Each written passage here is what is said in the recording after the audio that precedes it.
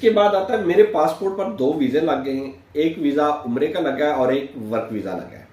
अब मैं किसके ऊपर ट्रैवल करूं? तो ये ऑप्शन दोनों ही आपके पास अवेलेबल है।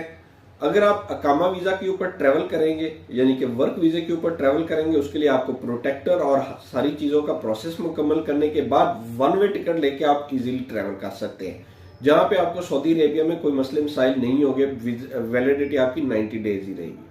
अगर आप उम्रा वीजा के ऊपर ट्रैवल करना चाहते हैं तो उसके लिए आपको रिटर्न टिकट रिक्वायर्ड होगा। रिटर्न टिकट के बगैर आपकी ट्रैवलिंग मुमकिन नहीं है।